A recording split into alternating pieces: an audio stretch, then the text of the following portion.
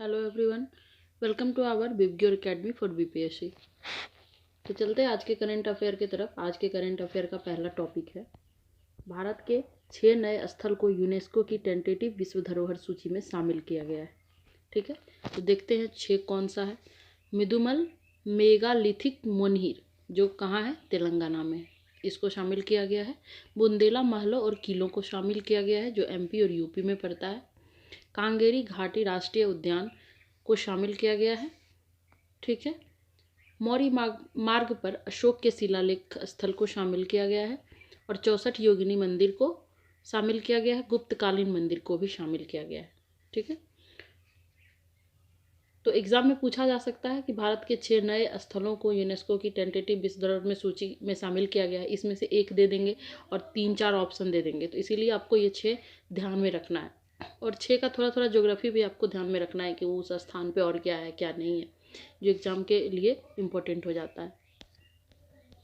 Next है, विश्वव्यापी सर्वेक्षण में भारत अभिव्यक्ति की स्वतंत्रता के समर्थन में 24वें नंबर पे है। सॉरी, 42वें नहीं, 24वें नंबर पे। ठीक है, 24वें स्थान पर है। रिपोर्ट का शीर्षक है, who in the world support free speech.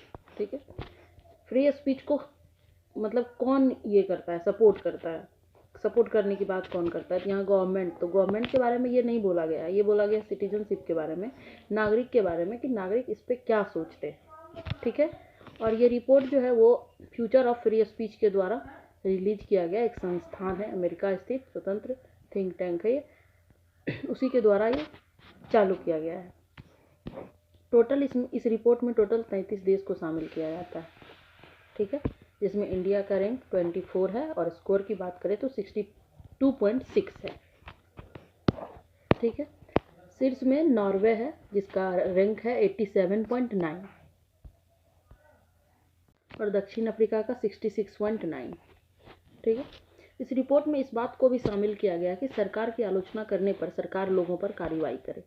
कहने का मतलब ये है कि भारत में 37% लोग ऐसे हैं जो ये चाह रहे हैं कि सरकार की आलोचना करने पर सरकार लोगों पर कार्रवाई करे।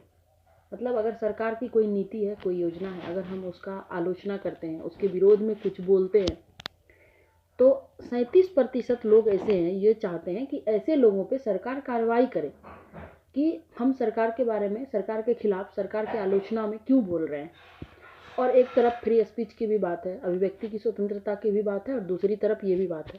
और ये जो नंबर है 37%, ये वर्ल्ड का लार्जेस्ट रैंक है, मतलब सबसे ज़्यादा है इंडिया में, ये सबसे ज़्यादा देखा गया है। और यूके में 5% लोग हैं ऐसा जो चाहते हैं कि सरकार की आलोचना करने पे सरकार उस पर कार्रवाई करे, और डेनमार्क में 3% ही है। मतलब इंडिया में सबसे ज़्यादा ऐसे लोग हैं जो ये सोच रहे हैं। नेक्स्ट है, फ्रंटियर सीड प्रशांत कार्यक्रम लॉन्च किया गया है। ठीक है, तो ये किसके द्वारा लॉन्च किया गया है, तो एडीबी, एशियन डेवलपमेंट बैंक के द्वारा लॉन्च किया गया है। एशियन डेवलपमेंट बैंक का जो स्थापना है वो 1966 में हुआ था और इसमें मेंबर 69 है, और सबसे लेटेस्ट मेंबर की बात करें तो इजराइल है। तो ये ध्यान में रखना है, स्टैटिक जीके के रूप में आपको कभी भी पूछा जा सकता है एशियन डेवलपमेंट बैंक के बारे में। ये ज़रूरी नहीं है कि अभी यहाँ है, तो ये बहुत फेमस है, इसके लिए कभी भी पूछा जा सकता है। तो 1966 में इसकी स्थापना हुई, मेंबर इसमें 69 है, और सबसे लेटेस्ट मेंबर जो है वो इजराइल है, ये ध्यान में रखना है। ठीक है, उद्देश्य है, इस कार्यक्रम का उद्देश्य है प्रशांत महासागर के क्षेत्र में निजी सेक्टर को बढ़ावा देना। ठीक है, स्थानीय पूंजी बाजार को मजबूत करना। नेक्स्ट है, इसरो के अध्यक्ष वी नारायण ने Shri S Ramakrishnan thermal research centre का शुभारंभ किया है। ठीक है, तो आईआईटी मद्रास के द्वारा किया गया है, शीतलन प्रणाली पर यह काम करेगा। ठीक है, और इसरो की बात करें तो 15 अगस्त 1969 को इसकी स्थापना हुई थी, और इसका पहला जो हेड था विक्रम साराभाई, इसको फादर ऑफ स्पेस साइंस भी कहते हैं इंडिया में। मुख्यालय इसका बेंगलुरु है। ठीक है, और अभी जो हेड है वो वी नारायणन है, 11वें है वो। ठीक है, लॉन्चिंग सेंटर आपको पता है श्रीहरिकोटा आंध्र प्रदेश में, और वहीं पे सतीश धवन केंद्र भी स्थापित है। नेक्स्ट टॉपिक है, पहली बार एशिया के बाहर कबड्डी विश्व कप 2025 का आरंभ किया जा रहा है। ठीक है, पहली बार ऐसा है जो एशिया के बाहर हो रहा है, तो कहाँ हो रहा है, इंग्लैंड में। ठीक है, इससे पहले हुआ था 2019 में, इससे पहले हुआ था 2019 मलेशिया में, और वहाँ पे मेल और फीमेल दोनों में विजेता भारत ही था। ठीक है, तो ये भी ध्यान में रखना है। अभी हो रहा है इंग्लैंड में और पहली बार हो रहा है एशिया के बाहर। तो ये भी, और कबड्डी के एक टीम में कितने खिलाड़ी होते हैं, कितने प्लेयर्स, तो 7। ठीक है, और ये कबड्डी जो है ये बांग्लादेश का राष्ट्रीय खेल है। तो इसको ध्यान में रखिएगा। जितने भी इम्पोर्टेंट करेंट अफेयर हो सकते थे उन सभी को इस वीडियो में डिस्कशन किया गया है।